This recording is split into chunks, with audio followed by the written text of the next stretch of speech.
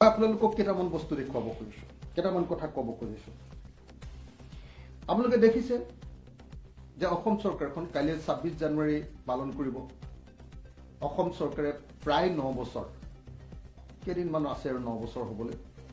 BJP চৰকাৰখনৰ 9 বছৰ পূৰ হ'ব। 9 বছৰৰ পাছত নিশ্চয় এখন চৰকাৰক আমি মূল্যায়ন কৰিব পাৰোঁ। যোৱা 9 বছৰত এই চৰকাৰখনে কি কৰিলে? যোৱা 9 বছৰত কৰা আটাইতকৈ ডাঙৰ কামটো হ'ল যে এই চৰকাৰখনে অসমক আটাইতকৈ বেছি ধৰুৱা কৰি পেলালে, ইতিহাসৰ আটাইতকৈ বেছি ধৰুৱা কৰি পেলালে। আজিৰ দিনটোত অসমৰ ধাৰ অতি কমেও 1,75,000 কোটি টকা, অতি কমেও।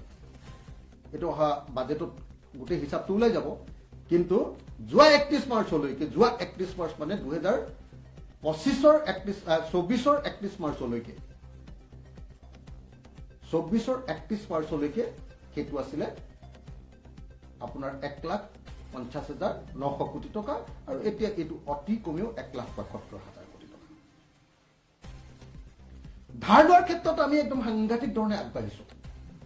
ধাৰৰ ক্ষেত্ৰত যদি আমি চাবলৈ যাওঁ, তেতিয়াহ'লে এটা ভয়াৱহ দৃশ্য আমি দেখিবলৈ পাওঁ ধাৰৰ ক্ষেত্ৰত। সেইটো হ'ল যে ধাৰ লোৱাৰ ক্ষেত্ৰত আমি যিটো ভয়াৱহ দৃশ্য দেখিবলৈ পাওঁ, সেইটো হ'ল যে যোৱা সময়খিনিত আমি দেখিছোঁ যে আমাৰ যি সময়ত জিডিপিৰ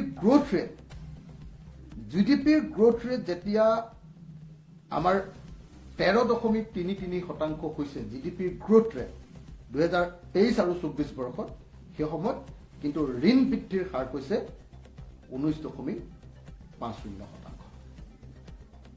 তাৰ আগৰ বছৰটো জিডিপিৰ গ্ৰোথ ৰেট আছিলে আমাৰ 8.89, আৰু ধাৰ বৃদ্ধিৰ হাৰ আছিলে 22-23ত ধাৰ বৃদ্ধিৰ হাৰ আছিলে 23.3%। তাৰমানে মুখ্যমন্ত্ৰীয়ে যিমানেই নকক লাগিলে কিয়, আমাৰ টকা আছে কাৰণে ধাৰ লৈছো, আমাৰ অৰ্থনীতি বাঢ়িছে কাৰণে আমি ধাৰ পাইছো, কিন্তু দেখা গৈছে যে জিডিপি গ্ৰোথ ৰেটতকে আমাৰ ঋণ বৃদ্ধিৰ হাৰটো বহু গুণ পৰিমাণে বেছি। এইটো 22-23 চনত মই আকৌ কৈছো, জিডিপিৰ গ্ৰোথ ৰেট আছিলে 8.89%, আৰু ধাৰ বৃদ্ধিৰ আছিলে 23.36%। আৰু আমি দেখিবলৈ পাইছো যে 2023-24 চনত অসমৰ মুঠ জিডিপি, অসমৰ টোটেল যিটো জিডিপি, গড় জনমূৰি আয়, ঘৰুৱা গড় জনমূৰি আয়, কি কয়, মুঠ ঘৰুৱা উৎপাদন, জিডিপি, মুঠ ঘৰুৱা উৎপাদন, তাৰ যিমান টকা হৈছে তাৰ 47% আমাৰ ধাৰ। 47.4% আমাৰ ধাৰ। যদি ৰাজ্য এখনৰ গোটেই বছৰটোৰ টোটেল ইনকামৰ 47% আমাৰ ধাৰ থাকে, 47.4, তেতিয়াহ'লে সেই ৰাজ্যখনক এখন ধৰুৱা ৰাজ্য কৰা বুলি কোৱাৰ বাহিৰে বেলেগ কোনো উপায় নাথাকিব।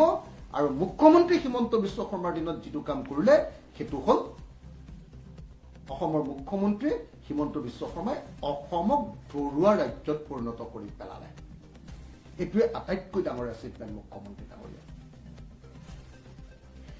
অসমৰ মুখ্যমন্ত্ৰী ডাঙৰীয়াৰ আৰু এটা এচিভমেণ্ট আছে, সেইটো হ'ল আমি দেখিছো যে আগতে আমাৰ যিটো গড় জনমূৰি আয় আছিলে, গড় জনমূৰি আয়, পাৰ কেপিটা ইনকাম, আমাৰ পাৰ কেপিটা ইনকামৰ ক্ষেত্ৰত আজিৰ দিনটোত আমি তলফালৰ পৰা 4 নম্বৰত পৰিণত হ'লো।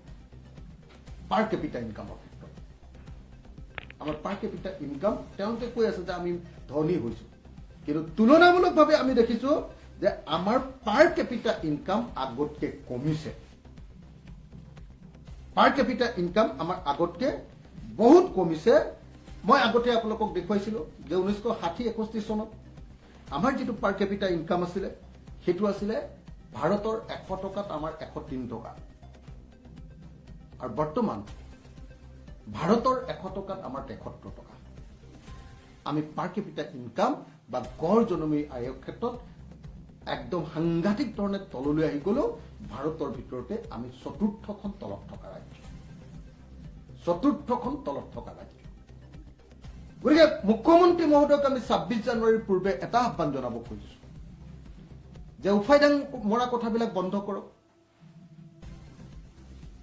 উফাইদাং মৰা কথাবিলাক সম্পূৰ্ণৰূপে বন্ধ কৰক আৰু প্ৰকৃত অৰ্থত অসমীয়া জাতিটোক এটা প্ৰফেচনেল জাতি বা পেছাদাৰী জাতিত গঢ়ি তুলিবৰ কাৰণে, পেছাদাৰী জাতিৰূপে গঢ়ি তুলিবৰ কাৰণে ব্যৱস্থা কৰক।